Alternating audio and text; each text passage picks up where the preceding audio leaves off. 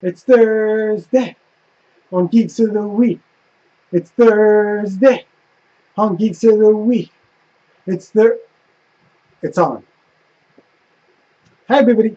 Deep deep deep deep deep beep beep beep beep beep beep beep beep beep beep beep deep beep beep beep beep beep beep beep beep beep beep beep beep beep. Geeks of the Week. Steph, hearing about your Comic Con experience, I had an array of emotions. An array.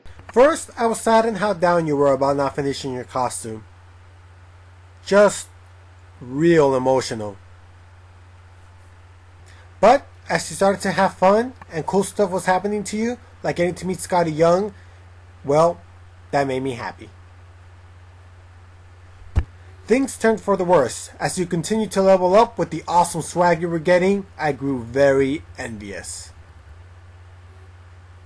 But it all came full circle as I remember you are a ridiculously awesome person and you deserve everything good that happens to you. Then you got to have an actual conversation with the creators of Chew. That's just freaking awesome. You know, based on their work, they look like really cool people to talk to. Pyro, I'm not saying that Beware the Batman is good. I said it's promising. I just want to give it a try because I'm running out of cartoons to watch and I don't want to end up being that old guy that says, back in my day, cartoons were better. I mean, they were, but still. You did ask us what do we like to watch to help lift our geeky spirits, and there's a couple of things I like to see. One, a Dragon Ball marathon because it has action, comedy, and Goku as a kid is boss. Two, watching a bunch of episodes of Arrested Development because no matter how many times I've seen it, I always pick up something new I didn't notice before, and no matter how bad things are for you, I'm pretty sure they're worse for Michael Bluth.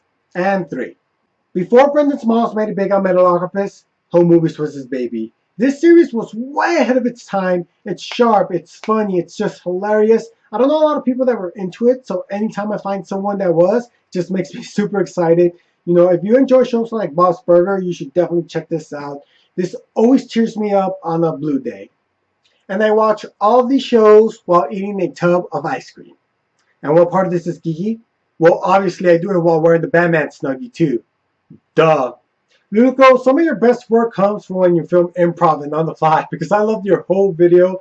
I like how happy you were over your two pies. In fact, here's an idea. Why don't you wear one of your many wigs, go back inside, pretend you're your own twin sister, so that way you can regularly get two pies. You can even start a website over it, naluluco.com. And I'll be sure to check out that anime you recommended. And Nikki, another highly entertaining list, but you are a thunder stealer. I wanted to talk about the Axe Cop animated series and the Firefly game. Okay, you really didn't talk about the game, but your quick blurb was superb. But really, I am happy you enjoyed the Axe Cop comic. It's one of the funniest things I've ever read, and I hope the animated series is just as good. So everybody watch Axe Cop or go read it. Or just in general, read something. Come on. Read. Read. Now that Comic Con is over, I'm going to mention some of the things that caught my eye. Let's start with the Superman Batman movie. That's going to be the sequel to Man of Steel. It's going to be a team-up movie with Batman. Henry Cavill's coming back as Superman. No word yet on who's playing Batman. And I believe Snyder's directing again. I am not excited for this. In fact, I am dreading it. Like a dead disappointment, nothing good could come from this. Man of Steel had some major story structure issues. And now you're adding another major character in Batman. I just think it's going to be very difficult for this to work. My expectations for it are very low, so hopefully DC can at least meet those.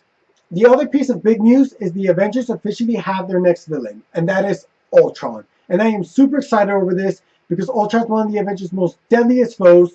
Whedon already said he's not going to use Hank Pym in the origin, and I really don't have a problem with that because although I know Hank Pym's an important character, I just don't like him at all. He's just not likable. I am super stoked for the next movie. I'm sure it's going to turn out great because in Whedon we trust. They also premiered the Walking Dead Season 4 trailer, and holy hot pocket damn, it was glorious! It was the best thing ever. Seriously, I'm going to post a link below to it. October can't get here fast enough. And shout out to Tom Hiddleston, who came out in full Loki costume and basically stole the show at the Marvel panel. I'm going to post a link below to that too. And finally, the Eisner winners were announced at the con, which is basically the Oscars for comic awards. And the big winner was Saga, who won for Best New Series, Best Continuing Series, and Brian K. Vaughan won for Best Writer. The other big winner was David Aja, who won for Best Cover Artist and Best Penciler/Inker for his work on Hawkeye, which is well deserved because his artwork on that book really elevates it. I'm gonna post a link below to all the winners and pick up Saga and Hawkeye. I'm not I'm not even looking at my watch because I know it's that time again for comic reviews from me, the best comic reviewer in the world. Yes! I'm gonna kick things off with Batman and Superman Issue 2, written by Greg Pak and art by Jay Lee. And the young Superman and Batman run into an older and alternate world version of themselves as trickster god KO is messing with them. And all this sounds needlessly complicated. I would rather do math than read this issue again. Honest to God math. This has been such a disappointment. Much like I expect this Superman and Batman movie to be. No good story. The only good part is sometimes you get glimpses of Batman being Batman, but that's it. The artwork is executed well, but it's not accessible. I rate this issue 2.5 out of 5. Save your money. Next, Hunger Issue 1, written by Joshua Halfanack and Arbor Leonard Kirk. And this stems from the events of Age of Ultron, as too much time travel has made the universe wonky, scientific term, and as a result, the Galactus from the regular Marvel Universe has broken into the Ultimate Universe. Bum bum bum! I haven't kept up with the Ultimate Universe, but the issue does a good job being accessible and introducing you to their Rick Jones. The dialogue is snappy, the artwork is gorgeous, seriously, the pages of Galactus ripping into the Ultimate Universe are super cool. This is the setup to the Ultimate Cataclysm, so right now I don't know how necessary this particular arc is, but if you do pick it up, you won't be disappointed. I rate this issue 4 out of 5.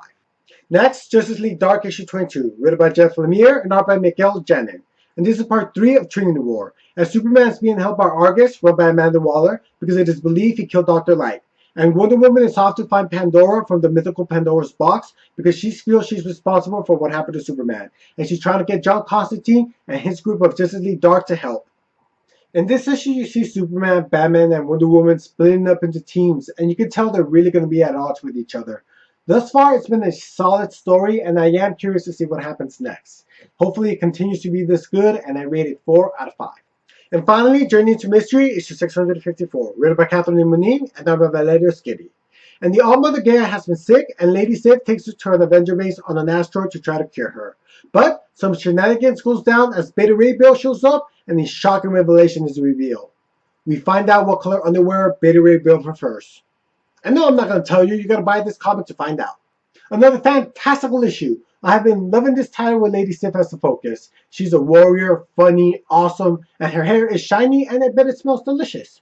The artwork, the artwork, it is just perfect. It is gorgeous. I'm going to miss this comic when it's gone because Marvel has canceled it, but it's not too late to enjoy Lady Sif's tales. I rate this issue 4.5 out of 5.